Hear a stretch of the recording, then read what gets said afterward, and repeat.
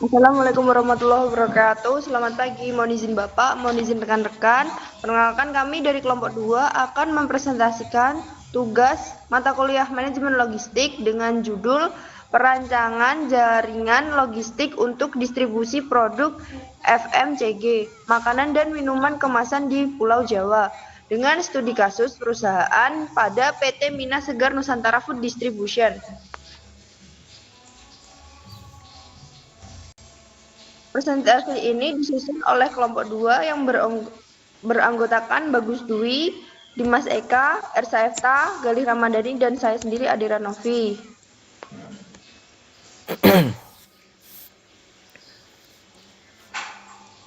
Sebelum masuk ke analisis, kami akan memperkenalkan terlebih dahulu perusahaan yang menjadi objek studi kami, yakni PT Mina Segar Nusantara Food Distribution.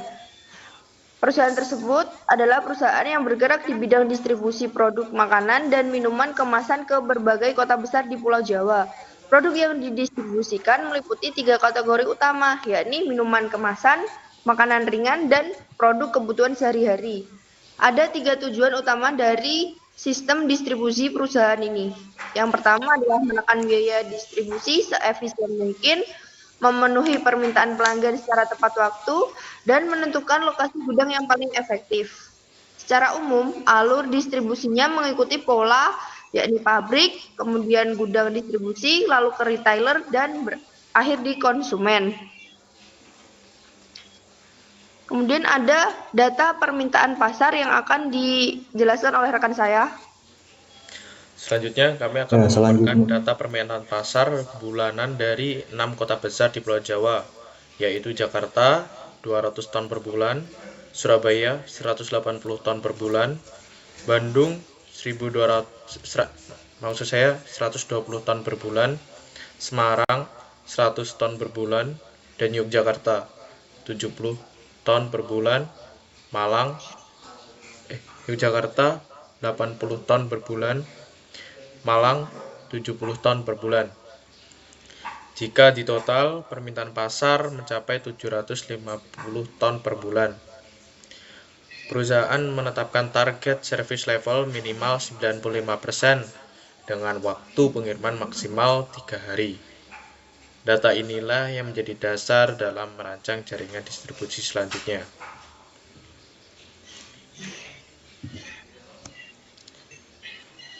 Untuk selanjutnya akan dibacakan oleh teman saya.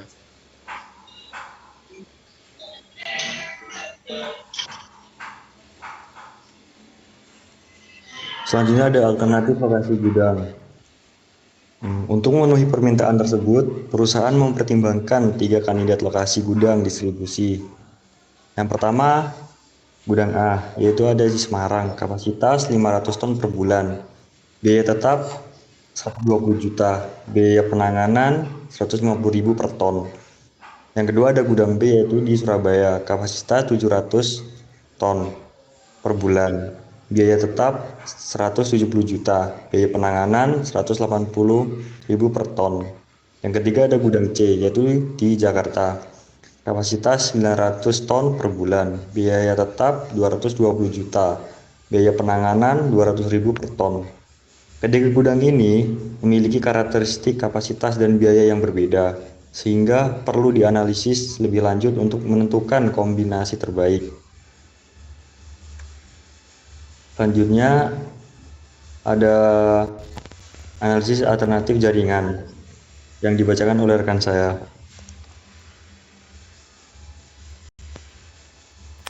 Berdasarkan kandidat gudang tersebut, kami menyusun 4 alternatif jaringan distribusi dengan melingkup biaya, lead time, dan rute. Untuk gudang A dengan biaya 1.750.000 dengan lead time 2 hari, rute pabrik ke Jakarta. Selanjutnya untuk ke gudang B, biaya yang ditanggung itu 1.600.000 dengan lead time 2,5 atau 2,5 hari dengan rute pabrik ke Semarang. Dan gudang C yang menanggung biaya 1.680.000 dengan lead time 2,1 hari dengan rute pabrik ke Surabaya. Selanjutnya gudang D, biaya yang ditanggung sebesar 1.720.000 dengan lead time 1,8 hari dengan rute Semarang ke Surabaya. Dari hasil awal ini terlihat bahwa alternatif B adalah yang paling murah, sedangkan alternatif D adalah yang paling cepat. Namun, biaya termurah belum tentu menjadi pilihan terbaik. Ini akan kami bahas lebih lanjut pada slide berikutnya, yang akan dijelaskan oleh rekan saya. Selanjutnya ada perbandingan kinerja. Agar keputusan tidak hanya berdasarkan biaya, kami membandingkan kinerja keempat alternatif dari 3 aspek, yaitu biaya, kecepatan, pengiriman atau lead time, dan service level. Yang pertama ada alternatif biaya tinggi, yaitu ada biaya tinggi, pengiriman cepat, dan service level 95%. Terus ada alternatif B, biaya rendah, pengiriman sedang, dan service level 93%. Alternatif C, biaya sedang, pengiriman cepat, dan service level 94%.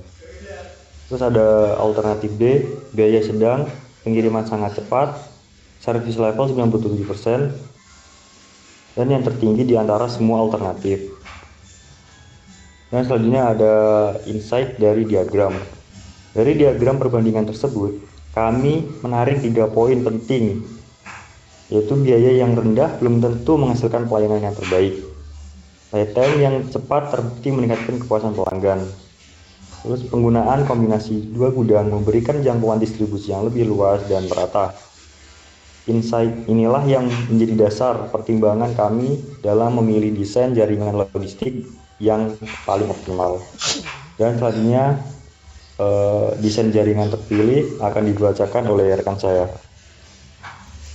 Baik, berdasarkan seluruh analisis sebelumnya, kami merekomendasikan alternatif D sebagai desain jaringan logistik terpilih menggunakan pendekatan Friedel and Spice, yaitu jaringan 2 gudang.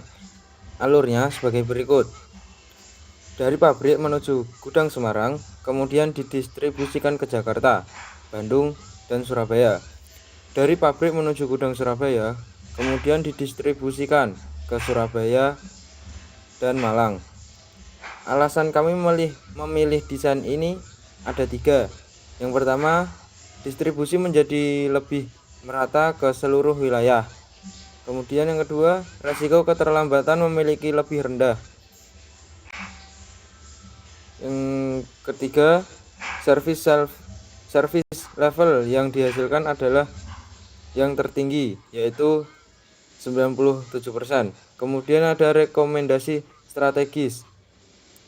Setelah menentukan desain jaringan, kami juga menyusun 4 rekomendasi strategis untuk mendukung implementasinya, yaitu dual warehouse system, menggunakan gudang Semarang dan Surabaya secara bersamaan untuk mempercepat distribusi. Kemudian ada pengendalian persediaan dengan menjaga stok aman di setiap gudang agar tidak terjadi kekosongan stok atau stock out.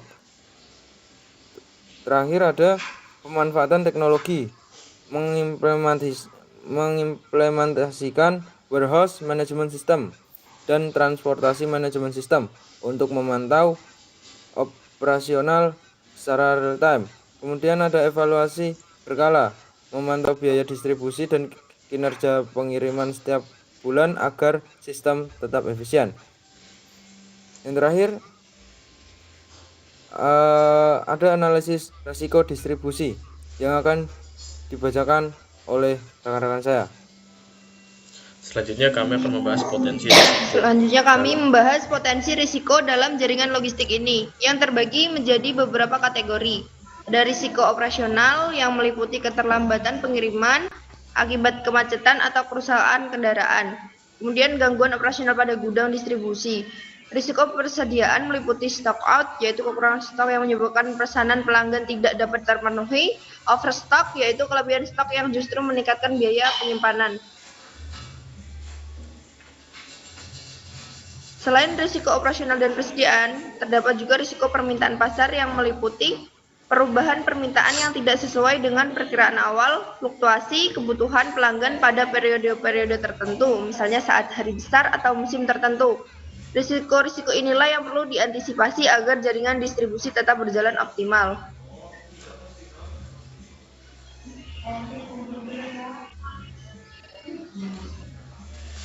Strategi mitigasi.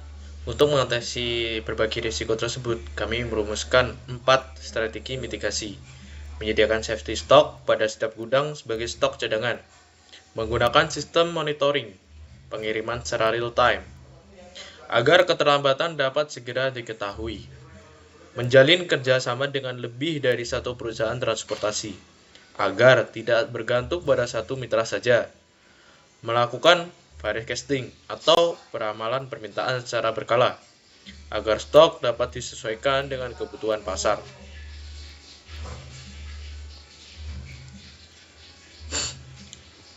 Sebagai penutup, dapat kami simpulkan beberapa poin penting dari presentasi kami. Jaringan logistik memiliki peran yang sangat penting dalam menciptakan efisiensi distribusi. Alternatif D merupakan pilihan terbaik sebab memberikan service level tertinggi, yaitu 97%. Penggunaan 2 gudang, Semarang dan Surabaya, mampu mempercepat pengiriman ke seluruh wilayah di Jawa. Strategi ini tidak hanya meningkatkan kepuasan pelanggan, tetapi juga tetap menjaga efisiensi daya distribusi. Demikian perhatiannya untuk presentasi kami. Bila ada kesalahan dalam kata, kami meminta maaf. Sekian dari kami. Wassalamualaikum warahmatullahi wabarakatuh. Waalaikumsalam warahmatullahi wabarakatuh.